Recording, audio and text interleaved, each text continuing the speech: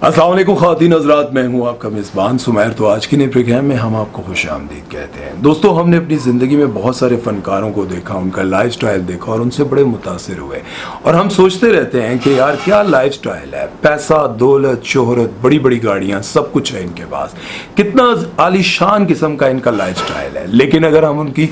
जिंदगी की हकीकत को जानने लगते हैं तो फिर हम खुद भी अफसरदा हो जाते हैं कि कैसे उनकी जिंदगियां दुखों से भरी हुई हैं और किस तरह से उन्होंने अपनी रूहों को शैतानी ताकतों को बेच दिया। मैंने आज तक ये बातें सिर्फ सुनी थी, लेकिन अब यकीन इसलिए आ गया क्योंकि इंडिया के एक बहुत बड़े सिंगर है जिनका नाम है यो-यो हनी सिंह। उनके बारे में और उनके पॉडकास्ट को सुनने के बाद मेरी तो रूह ही काम गई कि जिस बारे में हम सुनते आए, इल्यूमिनाटी ताकतें किस तरह से मुसलमानों के आने वाली नस्लों को अपनी ताकतों में जगड़ना चाहते हैं और अपने बताए हुए रास्तों पर चलाना चाहते हैं, इन सारी चीज़ों को सुनने के बाद मुझे यकीन आ गया कि वाकई शैतानी ताकतें हम पर बहुत ज़्यादा काम कर रही हैं। और वो सिंगर जिसको हमने आज से कुछ अर्सा पहले बहुत पीक पर देखा,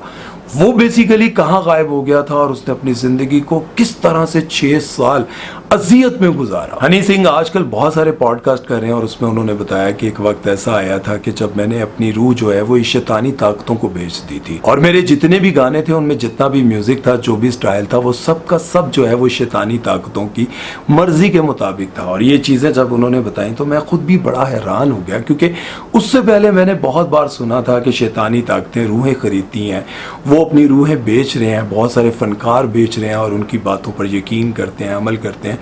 वो कहते हैं कि मेरे जितने 4-5 सुपर हिट गाने थे, उनका म्यूज़िक, उनकी वीडियो, जो कुछ भी था वो सिर्फ और सिर्फ शैतानी ताकतों के मुताबिक था। जैसा वो कहते थे वैसा मैं करता था और मैंने इतना नाम कमाया, इतना पैसा कमाया, लेकिन उसके बाद मैं इतना ज़्यादा बीमार कैसे हुआ, मैं गायब कैसे हो गया। अब सोचे जिस बंदे के पास दौलत के अंबार लगे हों, बड़ी बड़ी गाड़ियाँ, पैसे, दौलत, शोहरत, फ़ैन फॉलोइंग पूरी दुनिया में हो, जिसके कॉन्सर्ट पूरी दुनिया में लोग जो हैं वो बार बार फ़ोन कर कर करके कहते हो कि भाई हमारे यहाँ आकर एक कॉन्सर्ट कर लो, हमारे यहाँ आकर कॉन्सर्ट कर लो, पैसा, दौलत, शोहरत सब कुछ मिल रहा हो, लेकिन वो बंदा बीमार पड़ जाए। और क्यों बीमार पड़ जाए ये ज़रा गौर कीजिएगा। और उसके बाद उसकी ज़िंदगी में बदलाव कैसे आया और उसको कैसे मुसलमानों पर फ़ख्र महसूस हुआ, ये भी गौर कीजिएगा। पहले वो ये बताते हैं कि जब मेरे पास पैसा, दौलत, शोहरत आई तो मैंने अपने आप को सुधारने के बजाय मैं अपने आप को शैतानी तरफ ले गया। और जो बंदा आदी होता है ना चर्स पीने का, जो सिर्फ 2 फट्टे पीने के बाद बिल्कुल फारिग हो जाता है, जिसका दिमाग नहीं हिल पाता, वो कहते हैं कि मैं वो 2 फट्टे नहीं बल्कि 6-6 फट्टे पी जाता था। और उसके बाद मैं इतना बीमार हो गया, इतना बीमार हो गया कि मैं 2.5 साल घर से नहीं निकला और 1.5 साल में सिर्फ अपने कमरे और वॉशरूम में जाता था और मेरी बातचीत सिर्फ इतनी होती थी, सोने लगा हूँ, खाना है, सोने लगा हूँ, खाना है, नहाने लगा हूँ, बस। वो कहते हैं कि मैं इतना बीमार हो गया था, मेरे अंदर ऐसी बीमारी आ गई थी कि मैं जो इमेजिन करता था वो मुझे सामने होता हुआ नज़र आता था। और इस बीमारी का इलाज के लिए दुनिया के बड़े 6 डॉक्टर्स मुझे लाइलाज करार दे चुके थे। वो कहते हैं कि मैं जब भी नहाने के लिए जाता था तो मैं वॉशरूम का दरवाज़ा खोल के जाता था और मुझे इतना खौफ आता था कि मैं कभी भी अपने कमरे का और वॉशरूम का दरवाज़ा बंद नहीं कर सकता था। 2.5 साल तक ये सिचुएशन रही और 30 सेकंड में मुझे 30,000 गलत वसवसे आते थे। इस तरह की खौफनाक बीमारी में मैं मुब्तला हो गया था। और बिल आखिर जब मैं ठीक हुआ तो मैंने सोचा कि जब मैं हनी सिंह नहीं था और जब मैं पंजाब गया था और वहाँ पर मुझे बहुत सारे साईं, फ़कीर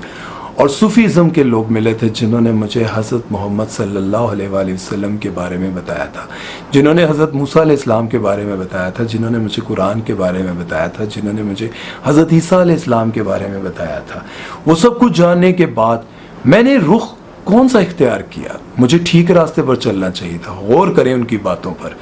वो कहते हैं कि जब मैं मुसलमानों के साथ बैठता था, साईयों के साथ बैठता था, सूफीज़म के लोगों के साथ बैठता था तो वो मुझे नबी सल्लल्लाहु अलैहि वसल्लम की शान बताते थे, हज़रत मूसा अलैहिस्सलाम की शान बताते थे, कुरान बताते थे, कुरान के बारे में बताते थे, अल्लाह के बारे में बताते थे। लेकिन जब मैं स्टार बन गया और स्टार बनने के बाद मैं तो शैतानी ताकतों के हत्थे चढ़ गया। और उसके बाद वो कहते हैं कि जहाँ 25,000 लोग मेरे नाम के नारे लगा रहे होते थे, वहीं 500-600 लोगों ने मेरे बारे में जब नारे लगाने शुरू किए कि मेरे गानों से लोग तंग आ रहे हैं, मेरे गानों से लोगों के बच्चे ख़राब हो रहे हैं, तो मैंने क्या किया कि मैंने एक रात में 4 बोतल वोडका पी اور اس کے بعد میں نے وہی گانا رات کو نشے میں گایا, وہ ٹون بنائی اور وہ گانا گایا, اور میں نے کہا کہ میں لوگوں کی نسلوں کو برباد کر کے چھوڑوں گا. مطلب ایک شخص آج اپنے ان سارے گناہوں کا اعتراف کرتا ہے, چاہے وہ ابھی بھی جس راستے پر بھی چل رہا ہے, لیکن باتوں پر غور کرنے والا ہے کہ وہ یہ کہتے ہیں کہ شیطانی طاقتوں کے ہاتھوں جب میں بک گیا, پھر مجھے جانا اصل میں ٹھیک راستے پہ تھا, کیونکہ جب میں کچھ بھی نہیں تھا تب میں یہ سارے صوفیزم لوگوں کے ساتھ بیٹھ کر بڑے ایسے باتیں سنا کرتا تھا, لیکن جب مجھے سب کچھ ملا تو میں نے راستہ ہی غلط اپنا لیا, اور اس کے بعد میں ایسے غلط راستے پر چلا کہ میں نے اپنی زندگی برباد کر لی. وہ کہتے ہیں کہ میں نے اتنی چرس پی کہ میرا دماغ اپنی جگہ پر ہی نہیں رہا, میں بیمار ہو گیا مینٹلی. اور آپ لوگوں کو یاد ہوگا ایک بار میں نے ایک ویڈیو بنائی تھی جس میں نے آپ لوگوں کو یہ انکشاف کیا تھا کہ ہنی سنگھ کے بارے میں لوگ کہتے ہیں کہ وہ غائب ہو گئے ہیں, وہ چھوڑ چکے ہیں, لیکن میں نے آپ کو بتایا تھا کہ وہ نشوں کی وجہ سے بہت زیادہ بیمار ہو گئے ہیں, لیکن اب وہ شاید کبھی ٹھیک ہو نہ ہو, کیونکہ اس وقت دنیا کے 6 بڑے سائیکیٹرسٹ نے ان کو لا علاج قرار دیا تھا, اور انہوں نے کہا تھا کہ یہ اب شاید کبھی بھی نہ ٹھیک ہو. اس بیماری کا حل یہی ہے کہ یہ دوائی کھاتا رہے گا, ٹھیک رہے گا, لیکن جیسے یہ دوائی چھوڑے گا تو یہ پھر ویسے کا ویسا ہو جائے گا. آج وہ یہ سارے ان نوجوانوں کو منع کرتے ہیں جو چرس پیتے ہیں, جو آئس پیتے ہیں, اور وہ کہتے ہیں کہ زیادہ سے زیادہ اگر کسی نے کوئی نشہ کرنا بھی ہے تو کوئی چسکی شسکی لگا لو, لیکن یار یہ آئس, چرس اور اس طرح کے نشے مت کرو, اس سے آپ کی زندگیاں برباد ہو جاتی ہیں. اور اس میں کوئی شک نہیں ہے, کہ آج ہماری نسلیں اس لیے برباد ہو رہی ہیں کیونکہ ماں باپ کو بالکل اس بات کا احساس نہیں ہے کہ بچی کالج سے آ رہی ہے,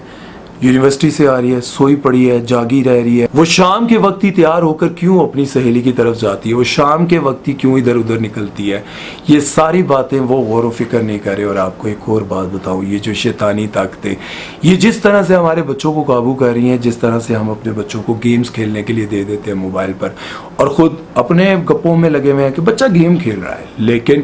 ہنی سنگھ کی اس بات پر غور کریں کہ میوزک تک شیطانی طاقتوں کی مرضی سے ایڈ ہوتا تھا. تو پھر آپ سوچیں کہ جو بچے ہمارے گیمز کھیل رہے ہیں, جو بچے ہمارے موبائل میں ہر وقت مطلب گھسے رہتے ہیں, اور مائیں جو ہیں وہ کہتی ہیں کہ چلو خاموش بیٹھا ہوا ہے, لیکن اگر وہ مائیں یہ پوڈ کاسٹ سن لیں اور سوچیں کہ اگر ہمارے بچے بھی انہیں شیطانی طاقتوں کے ہتھے چڑھ جائیں گے اور ہمارے بچے بھی اسی طرح کے برے کام کرنے لگ جائیں گے, جو باپ بھائی بہن اپنے گھر کے سربراہ ہیں, بڑے ہیں, ان کو اپنے گھر کی فکر کرنی چاہیے, اور ان کو یہ سوچنا چاہیے کہ ہمارے بہن بھائی کس راستے پر چل رہے ہیں. اگر آپ فکر نہیں کریں گے تو کل ایسا نہ ہو کہ آپ بھی اپنے بچوں کے لیے پچھتائیں اور سوچیں کہ ہم اپنے بچوں کو کسی طرح سے اس ڈرگ سے, اس بیماری سے مطلب نجات دلوا سکیں, اس کو کسی نہ کسی طرح سے واپس لا سکیں. تو یہ ناممکن ہوگا, مشکل ہو جائے گا. امید ہے کہ میری بات آپ کو سمجھ آئی ہوگی, اور اگر سمجھ آئی ہے تو اپنے بچوں کو بچانے کی کوشش کریں. خیال رکھیے گا اپنا. السلام علیکم.